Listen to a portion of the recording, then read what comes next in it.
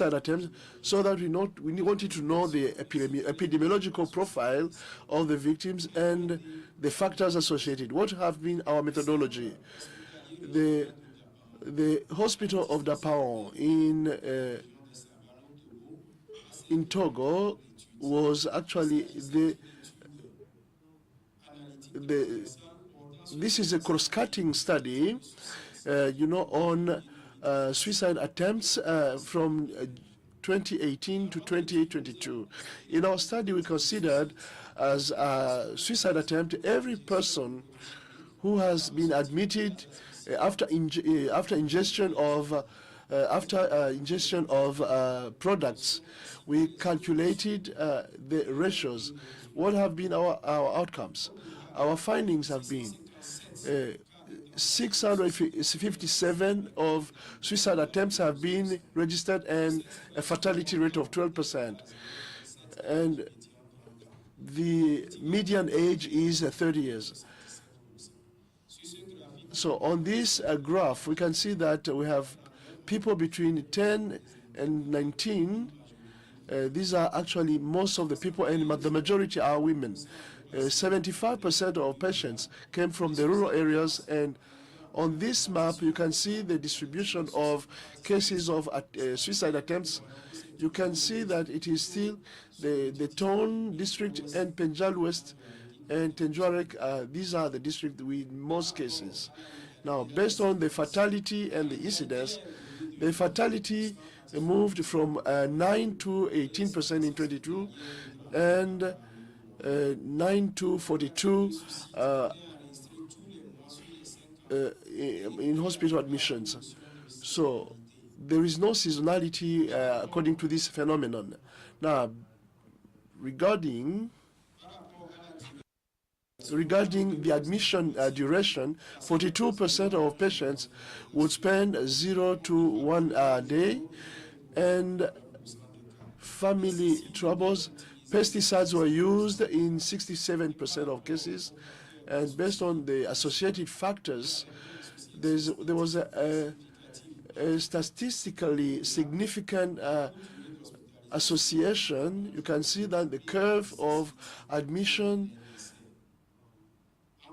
Now, to conclude, we're saying that suicide attempts were dominant among women in rural areas, and most of them were farmers.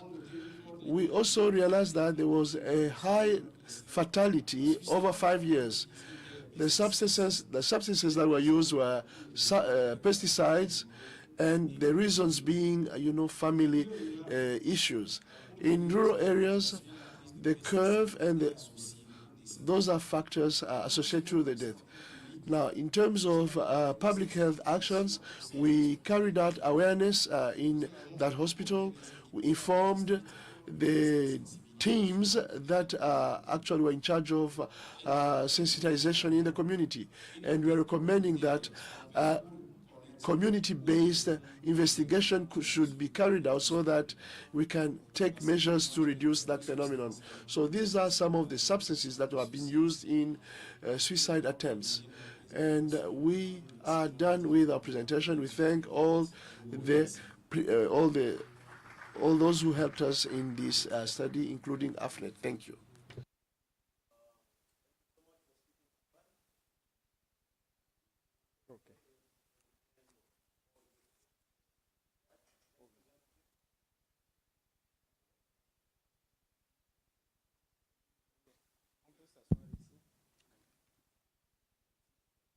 Yeah, you can sit there. Please sit. Angela, you have your 5 minutes whenever you're ready. Yeah.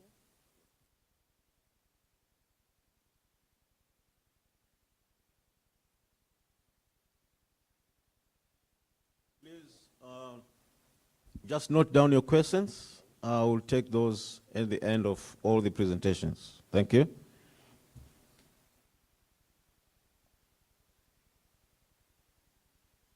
Ready? Yes. You can go. Yeah. Good morning, everyone. My name is Angela Chisache, and I'm from Uganda. So I'll present to you a study which looked at the effects of high impact videos and targeted communication on blood donation awareness and practices among secondary school students. So in Uganda, blood and its components are critical. Blood and its components are critical medical products that can only be got from eligible volunteers, and these are mainly secondary school students. So the Uganda Blood Transfusion Services needs about 1,665 units daily to meet the country's demand, but can only collect about 1,000 units. So there is a big deficit there. So in our study, we conducted a quasi-experiment study where we conducted a baseline and an end line, and a baseline and an end line. And in the baseline, we assessed students' knowledge, willingness, and intention to donate blood. And we carried out an intervention where we administered IEC materials, including fact sheets, videos. You're not feeling it.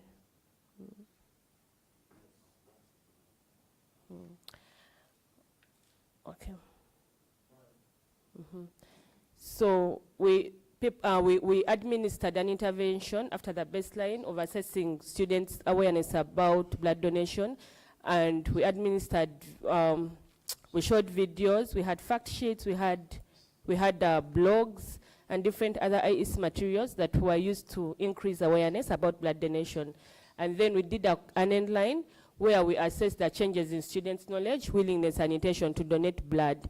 So this study was carried out in Eastern Uganda, in Jinja and Mayuge districts, as shown in that map.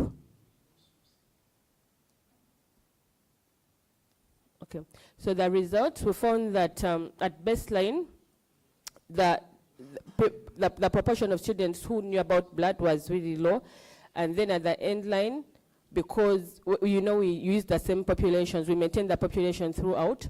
At end line, awareness still decreased a little bit, but awareness decreased a little bit, but knowledge about being eligible on blood donation increased. Then the benefits about donating blood increased, and then the knowledge about the benefits of blood donation also increased at end line. So we found out that students who are more than 18 years of age were more likely to donate blood compared to those who are younger. Access to internet was also a critical factor, and location of the school. Schools that were located in urban areas had students that were more aware, more knowledgeable, and more willing to donate blood compared to those in rural areas. So the blood donation practices also reduced from 23 to 24 at the baseline, reduced from 23 to 24% in the baseline to 20.8% in the end line. And this could have been attributed to the the fact that many students dropped out during the COVID period. This study was carried out just post-COVID. So we recommend that the Uganda Blood Transfusion Services should consider the use of IEC materials that are aimed at creating awareness about the benefits and eligibility of blood donation among secondary school students. And then access to internet is critical in creating awareness about blood donation practices. Thank you. Thank you. You are right on time. You still had a minute to go. That's good. We are saving on time. Can we have our next presenter, Modu? Is that right? Yeah.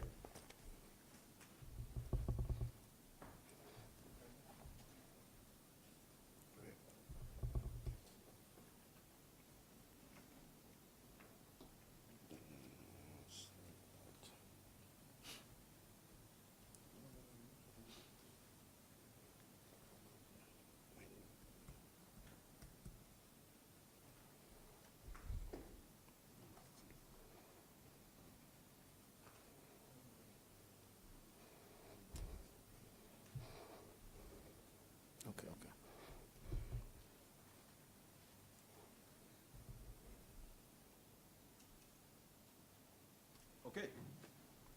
You can start, Modu, from now. Good morning. My name is Modu K. Unjai, presenting from the Gambia on incidents of snakebite, North Bank West Region, the Gambia, 2017 to 2021. Snakebite is an injury caused by bite from snake, and it is among the neglected tropical diseases. Globally, about 5.4 million cases have been recorded, and leading to thousands of deaths. In sub-Saharan Africa, about 1 million cases have been recorded. It is one of the priority conditions reported in the Gambia, where data has not been analyzed. We therefore analyzed the data to determine the magnitude descriptively and to further determine the mortality rate. This study was conducted in North Bank West region of the Gambia, consisting of 3 districts, with a total population of 136,520 in 2022. It was a descriptive cross-sectional study where data was collected from health facility registers retrospectively from 2017 to 2021.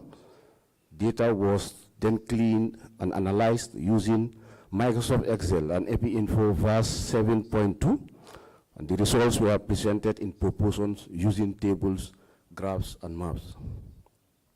Of the 197 cases reported, the median age was 20 years old with IQR 13 to 30 years.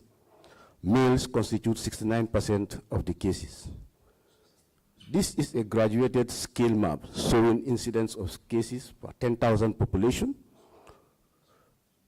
As described in the legend, the darker the color, the more cases reported in a particular area.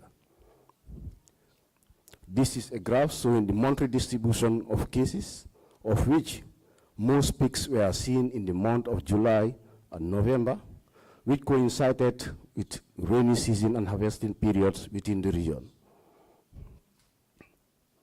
All deaths due to snakebite occurred in Lower Nyomi district, which also harbors the main referral center, and it is believed that most of the poisonous snakes are found in this district.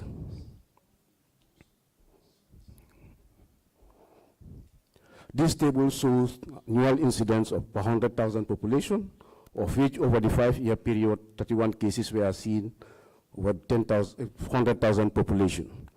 And case fatality rate in 2018 was the highest due to the fact that fewer cases were recorded with more deaths also recorded. Snakebite cases among the males and female population shows that with prevalence odds ratio of 2.4, this statistical testing is significant because men are 2.4 times odds of being bitten by a snake compared to women. With the high incidence reported, the study, one of the contributing factors can be the population size, meaning more cases were recorded in smaller populations. Males consisting high number of cases as far as the study period is concerned. One of the contributing factors is they are the most dominant when it comes to farm work, especially during the rainy season. Peaks were seen during the months of July and November because this is the time when farmers are mostly busy in their farms in cultivating and also harvesting their crops. High fertility rate was reported attributed to poisonous snakes being present in the environment because snakes are ectothermic, and snakes like the poof adder, the green mamba, the pythons, and boas are commonly seen around. One of the study limitations was that the health facility registers and the DHIS2 does not capture other important variables like the time of bite, the bite site, the occupation, etc. And also cases that are recorded outside the facility were not also involved in the study. We therefore concluded that the study period there was high incidence, males constitute most of the cases. Most cases were reported in Lower Nyomi district and during the rainy season. Some of the public health actions taken includes, we are now doing analysis of the snakebite data regularly, and we are filling case-based forms for each case so that important variables can be included. We are also doing periodic health education and promotion activities in communities, and cases are now recorded by traditional healers at the community level. We therefore recommend that the Ministry of Health and partners should support in ensuring that an extensive snake mapping is done within the region, and to ensure antivenom is also available in the health facilities and the districts that are mostly affected. These are our acknowledgements, the institutions that support in the success of the research. Thank you. Thank you very much for that presentation. Do you have Teshome? No Teshome? Okay. Maybe at this point in time, I'll probably take a few questions before we proceed to the next presenters. You can come here to the mic if you have any questions for our presenters. So whilst we are having the questions, Jobo, you can be ready. Okay. Yeah, thank you very much for the excellent presentations. My question goes to Comland, who presented about the suicide. I was wondering, given the challenges of accessing health services and so many other issues, why you concluded that in the rural population, suicide attempts is more common in female, while you only did this study in one regional hospital. Thank you. Okay. Any more questions? Any more questions? Yes, please, just come and queue here if you have any questions, so that we move faster. Good morning. The last presenter who presented about snake bites, I would want to know if in Gambia you have the village health teams, like for example in Uganda we have village health teams of volunteers, whereby they're the first respondents in case someone has an issue in the community. So in case of a snake bite, how far is the health facility? Are there the village health volunteers that can help to respond fast so that you don't have a high case fatality rate, or do you empower us and educate the community so that they can be able to deal with this issue? Thank you.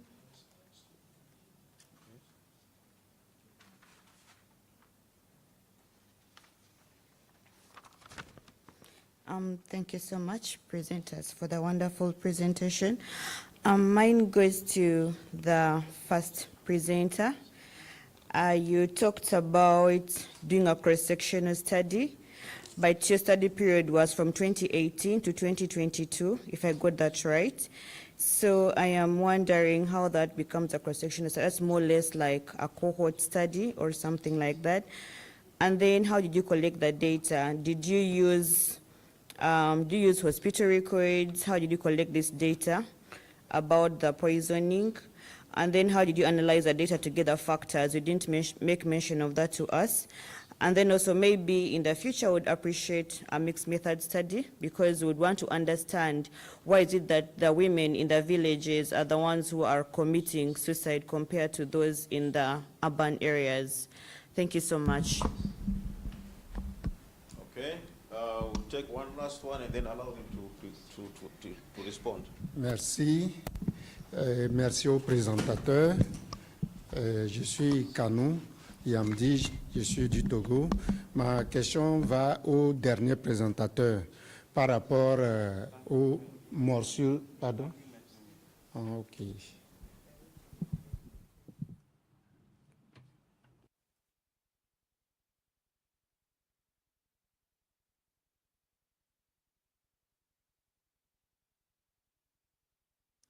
Merci. Thank you. Thank you to all the presenters. Regarding your presentation on snake bites, you say that you even had deaths. Well, what is the real cause of those deaths? What did trigger? Is it the snake bite, or what is the origin of those deaths? Thank you. Okay, thank you very much.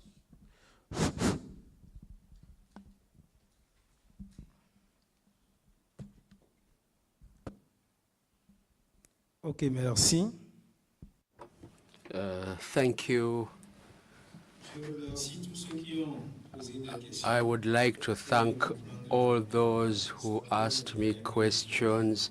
That shows the interest that you have in this work.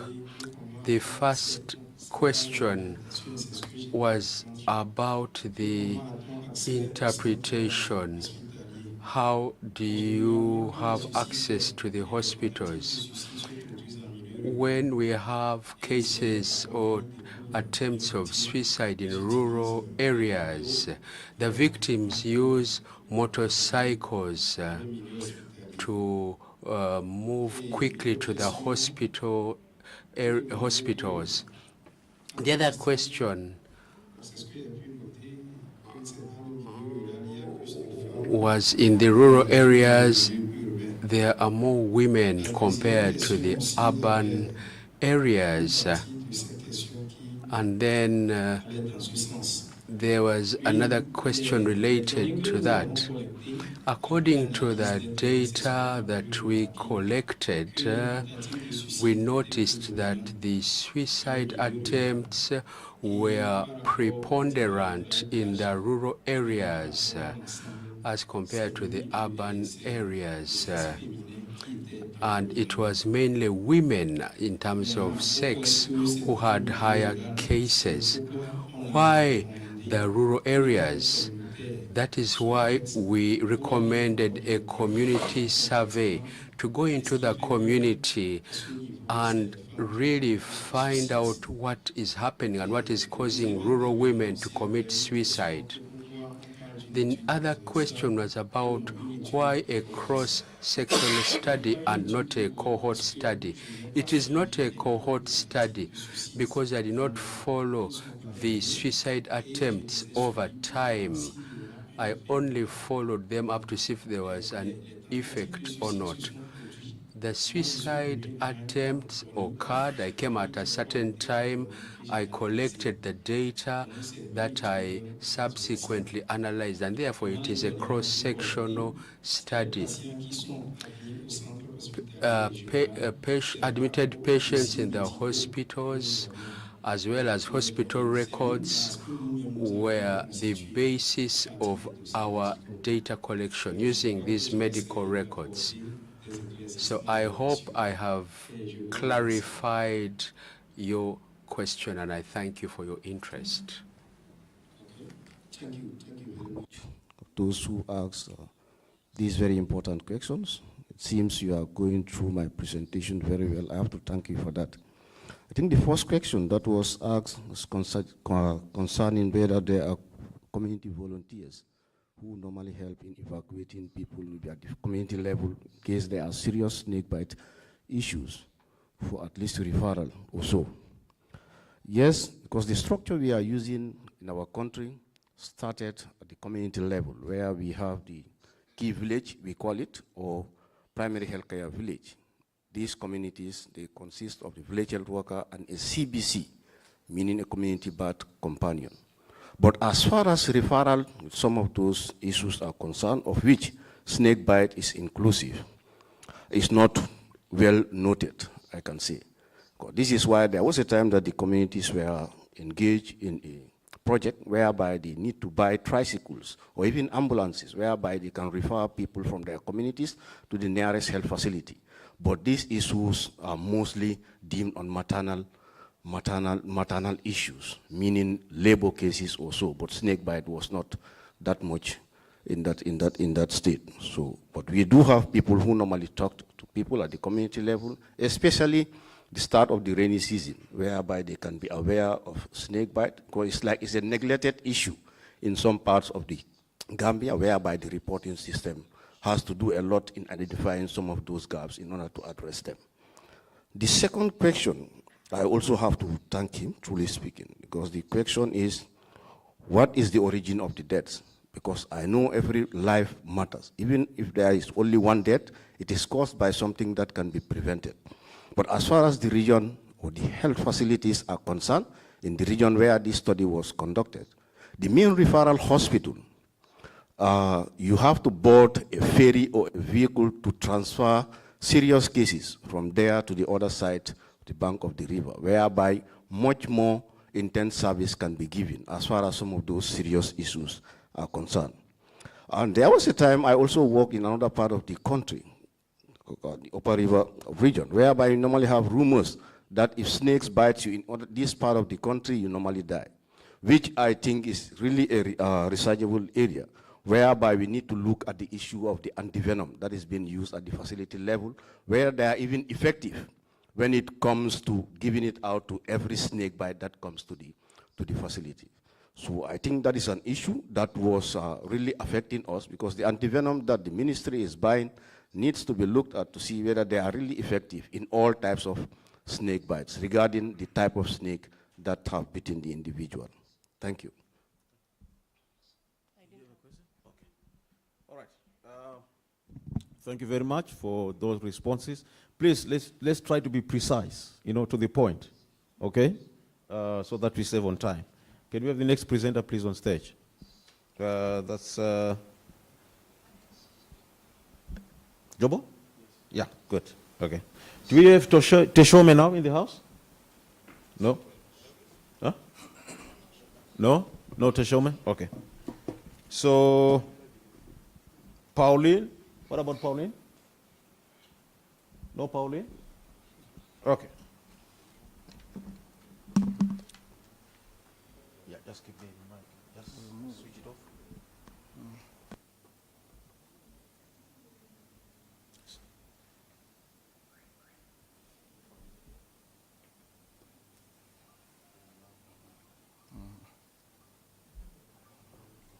Yes. Okay. Thank you. If you still have questions for the presenters up here, I'll give you another round, since we don't have some of the presenters here, so that we exhaust all the questions. So just hold on to your questions, please. You have 5 minutes. Jobo? Yes. You can start. Okay. Donc, merci, monsieur le modérateur. Mademoiselle, mesdames. Thank you very much, Mr. Moderator. Ladies and gentlemen, it is an honor to present to you my work on investigation of mass poultry deaths in the village of Solimbia in February 22. Investigation of mass poultry is a threat to food security in Africa. This mortality is normally due to avian flu and other pathogens which present the same clinical symptoms. Newcastle disease is another endemic disease in Togo, and these other influenza types have also been declared in Togo. A village health worker notified these massive poultry deaths, and a team was mobilized to identify the pathogens and put in place control and prevention measures against this phenomenon. Methods: we carried out a time series study from the 6th to 10th February 2022. A suspect case was defined, and this was defined according to hemorrhage. We also carried out rapid diagnostic tests to find out the pathogens causing avian flu. The analysis consisted in calculating the medians, and this data analysis enabled us to come up with the following results. Regarding epidemiological aspects, we registered 179 cases. The sex ratio, male-female, was 0.32. Median age was 4.6 months. And we had extremes from 1 to 16 months. The epi curve shows us that in January 2022 we had low cases, and the peak was obtained 5 days after the primary cases. Regarding the geographical distribution of cases, all cases were recorded in the 3 districts, 3 areas of the village. and we registered 100% mortality cases. According to the species of chicken, all these species were affected. The turkeys and chicken had 100% cases. As on at the clinical level, there were breathing troubles, bleeding, digestive disorders, and these were the most frequent symptoms. The following image shows us an affected chicken suffering from internal bleeding. From the biological point of view, the TDR was negative, and the 5 samples of 3 chicken and 2 ducks were positive to Newcastle disease, according to the findings of a veterinary specialist. Environmental and exposure factors. No poultry was vaccinated against Newcastle, and then this none of these was used in food research. So we were able to come up with findings on mortality. In conclusion, this was an outbreak of Newcastle in the 3 zones of the Solumbia village. This epidemic was due to the introduction of a new domestic fowl without quarantine, and this enabled the spread, which affected all the other poultry. Measures that were put in place, the culling of affected poultry, vaccine response, and sensitization on the importance of vaccination. I thank you for listening to me. I'll do a final call for the other presenters. Do you have Teshome? Teshome in the house? No.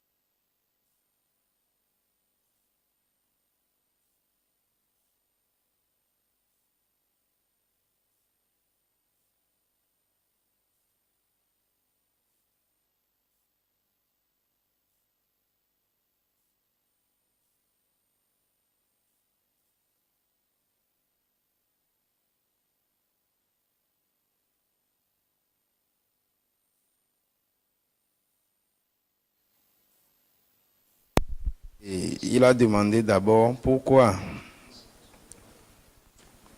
les femmes du milieu rural se servent de pesticides. Généralement, les femmes en milieu rural sont tous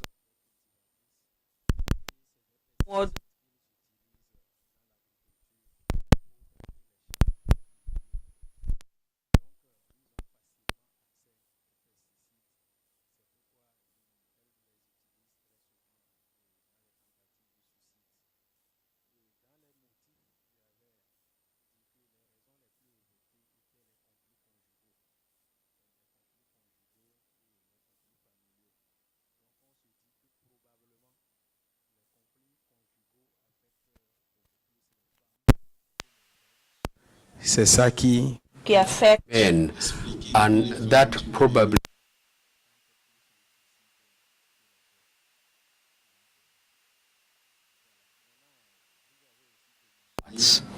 You also asked another question. Why didn't we make recommendations to the Ministry of Health to regulate the use of pesticides so that less toxic pesticides are available? We actually included this in our recommendations. We disseminated this to the regional health teams and the regional ministry health teams so that this issue is taken into consideration. I thank you. Thank you very much for the questions and for the interest in this study. So I think I'll start with the last one. We conducted the study among schools, among secondary school students, and the main reason for that was because of numbers, the eligibility of the potential volunteers who are likely to donate blood in large numbers within the schools. So it's it also helps in reducing resources other than going out to the communities. Though of course community drives have been done, for instance in markets, but in schools it's a more feasible thing to do because of numbers. That is the main thing. So we're not planning to use these, to cascade it to communities for now, but given the recommendations that those communication materials work, probably they can be packaged for community consumption. Okay. Then, how did we guard for other confounders? From Dr. Kaita, this is a limitation that we are bringing out here because so many other factors could have affected our findings because, the study was done during COVID. There were so many changes in the entire system. So there are many confounders that could have affected our results, but we didn't cater for them. So that is a limitation that we acknowledge here. And then the other question was about why students more than 18 years were more willing to donate blood compared to the younger ones. We know that the eligibility starts from 17 years. So the younger ones who are like in senior 3 were probably didn't have this experience, or they haven't seen much about blood donation while they're in school compared to their older counterparts who are in the higher classes and who are a bit older. So probably the willingness of the students who are more than 18 years being higher could have been affected by the fact that they had seen the practice more and more, and they were a bit more familiar with it since they had stayed in the system more than their young colleagues. Thank you.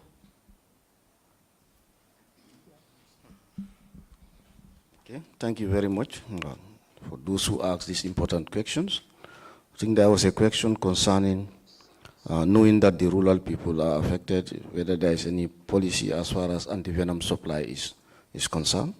Just like I said during my introduction, snakebite is a priority condition collected in the Gambia, but the data has not been analyzed that frequently.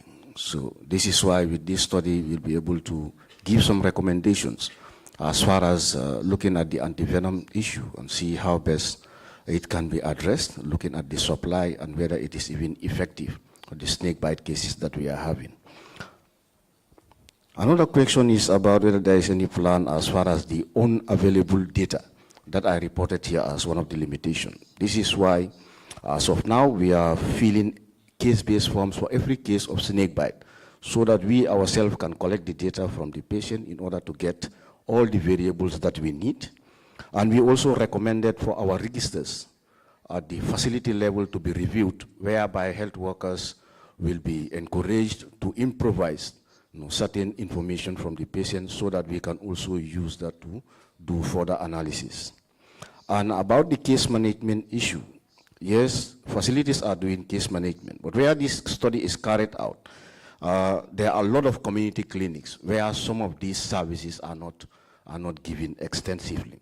And some of these places, the standardized treatment is not even as regular as it should be. Because looking at some of the treatments that they give, when I was analyzing the data, I've seen medicines that I would not even recommend to be given to patients, but it was still given, which I think was not even effective.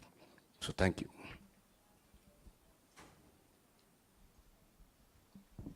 Okay, thank you very much for those great responses and great presentations to all our presenters. Please, a round of applause to our presenters. Please. Okay. 40. They want a 40.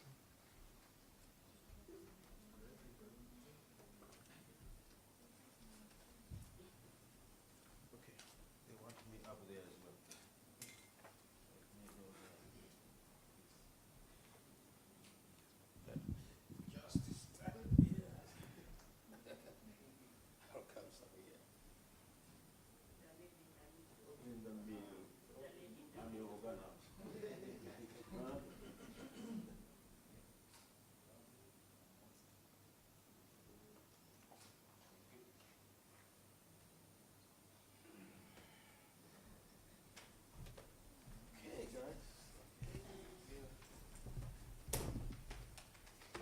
Okay, so now we are heading to the plenary session. Unfortunately, we can't take any more questions, but feel free to interact with the presenters, please.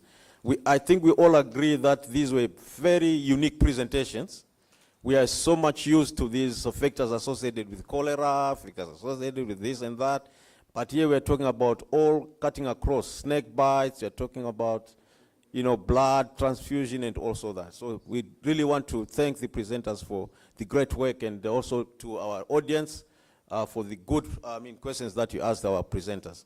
So yes, let's all head to the main auditorium for the plenary session, please. Thank you.